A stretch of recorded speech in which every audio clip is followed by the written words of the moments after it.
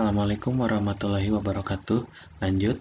Nah, untuk sekarang kita masuk ke ukuran penyebaran data, di mana dalam ukuran penyebaran data, insya Allah menjadi subbab yang terakhir di materi statistika. Oke, di sini sering juga disebutkan ukuran depresi, ya. Depresi menunjukkan beberapa nilai-nilai dalam suatu kumpulan yang kumpulan data, ya, yang memiliki nilai yang berbeda. Nih, kita lihat contohnya, ya. Kita punya yang A 8, 15, 2, 30 dan 22. Yang B kita punya 16, 13, 15, 14 dan 17 gitu, ya. Oke. Nah, di sini kalau kita dicari mediannya, silakan dengan cara yang sebelum-sebelumnya kalian tahu juga, kita akan menemukan bahwa mediannya itu sama 15. Namun kelompok tersebut berbeda.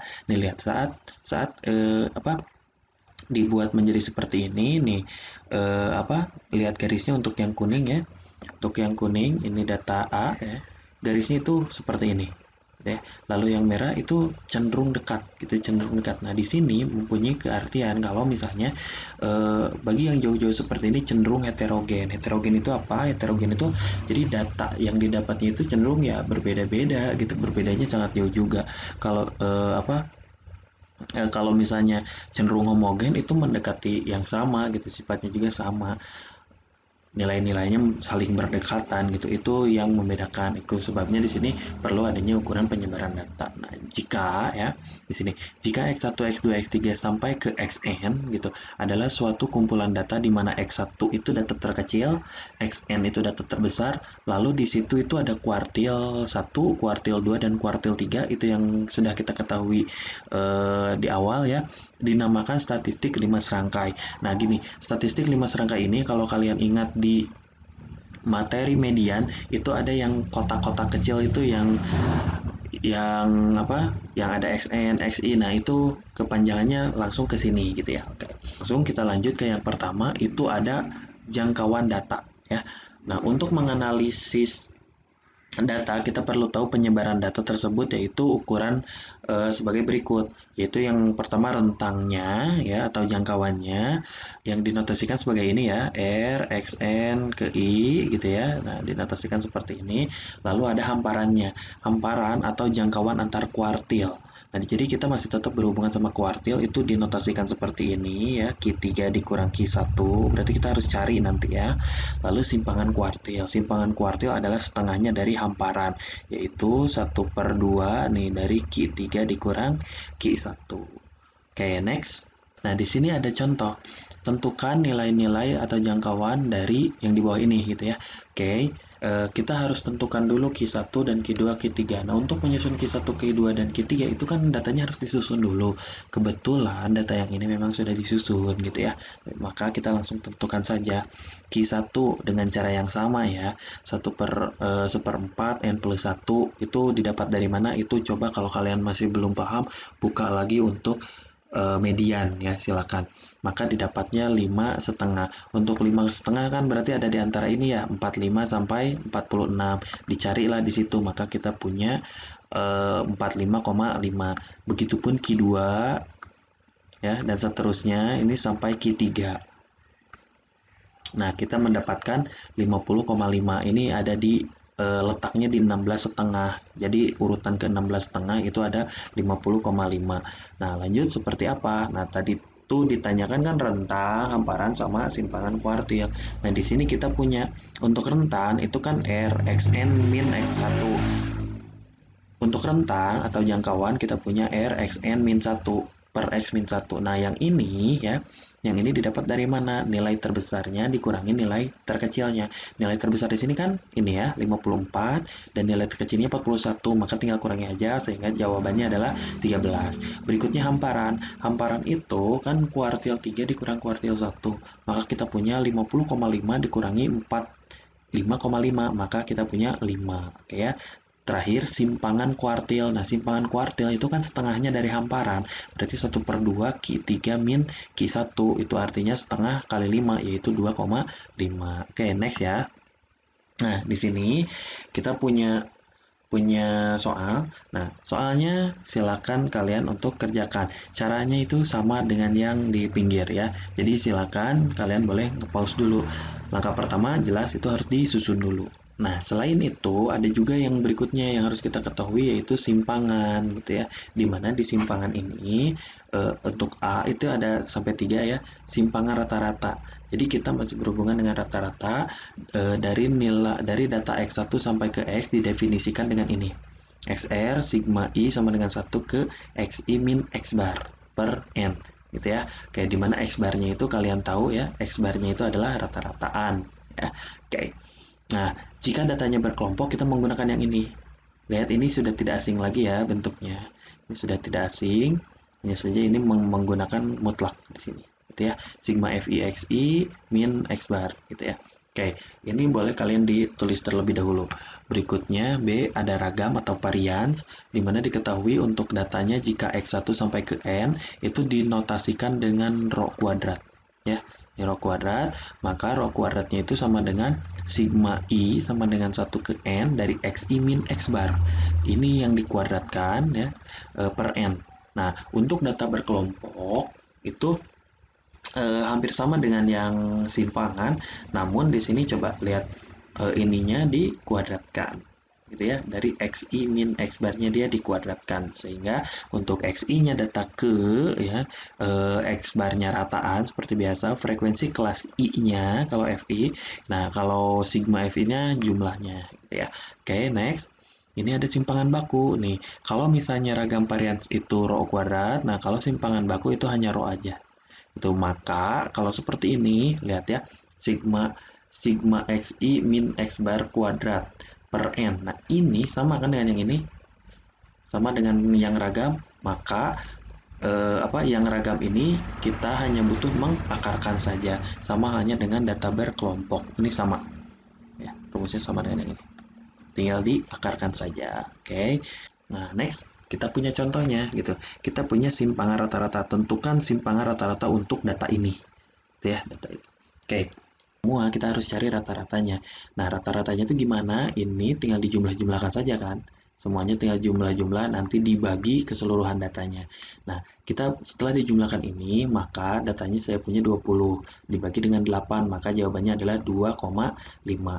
Nah, karena untuk mencari simpangan rata-rata itu sama dengan sigma dari I1 sampai ke N, sigma itu kan penjumlahan ya, dari mutlak XI dikurangi X bar. Nah, XI-nya kan ini ya, ini masing-masing XI ya, namanya X1 kan, X2, X3, dan seterusnya sampai ke XN nih yang terakhir. Nah, itu dimisahkan dengan XI ya. Nah, karena sigma berarti harus dijumlahkan. Kita punya 3 dikurang 2,5 karena dikurang X bar. X1 nih, jadi ini tuh sama aja dengan, sorry ya, saya di bawahnya. X1 dikurang dengan X bar gitu. Berikutnya ditambah dengan nih X2 dikurang dengan X bar, X3 dikurang dengan X bar, dan seterusnya sampai kita punya di sini XN dikurang dengan X bar. Ingat, di sini ada tanda mutlak. Jadi, apabila hasilnya negatif, dia harus tetap menjadi positif. Nih, kita punya ya, 3 dikurang 2,5, dapatlah ini 0,5. Nah, ini 2 dikurang 2,5 itu kan min 0,5 nih, karena ada mutlak ini menjadi positif nantinya, tapi karena belum saya operasikan berarti minnya tetap ditulis, sehingga kalau ini dijumlahkan kita lalu dibagi dengan 8 kita punya 1000 ya. Oke, kita punya kalau misalnya ini dijumlahkan, kita punya 1,125. Oke ya, itu untuk contoh simpangan rata-rata. Next. Nah, kalau tadi misalnya simpangan rata-rata data tunggal, sekarang kita punya data berkelompok ya. Di mana di data berkelompok simpangan rata-ratanya seperti ini. Hitunglah rata-rata pada tabel berikut. Nah, saya punya tabelnya ini ya. Untuk intervalnya sama frekuensinya itu sudah ada. Nah, lanjut, lalu kita mencari ini nih, X barnya. Karena rumus-rumus kita kan selalu menggunakan X bar. Jadi langkah pertama ini cari X barnya. Gimana ya cara menentukan X barnya? Ya, silakan kalau belum paham, silakan buka yang tentang min, gitu ya, tentang min. Itu di situ ada bagaimana cara menentukan sebuah rata-rata dalam data berkelompok seperti ini. Setelah dapat, kita ketahui bahwa rata-ratanya adalah 34. Oke ya. Nah, kita bantu dengan kita bantu dengan ini, dengan menambahkan kolom-kolom ini gitu ya. Nah, kita punya nih interval dan frekuensi ini yang ini. XI itu apa? Oke ya, XI itu adalah nilai tengah ya. Nilai tengah. Nah, nilai tengah ini didapat kayak seperti apa? Nah, ini ya, 25 ditambah dengan 22 lalu dibagi dengan 2. Kan gitu. Oke ya, dapatlah 23 dan seterusnya. Nah, kenapa kita harus menambahkan ini semua? Karena kita harus mendukung yang sesuai dengan rumus nih yang di sini. Sesuai dengan rumus. Nah, ini kan XR sigma I dari FI, XI min X bar. Nah, XI-nya kita harus tahu, XI-nya dapat. Nah, sekarang XI ini dikurangi dengan X bar. Jadi, untuk mendapatkan 23 ini, saya ke sini ya.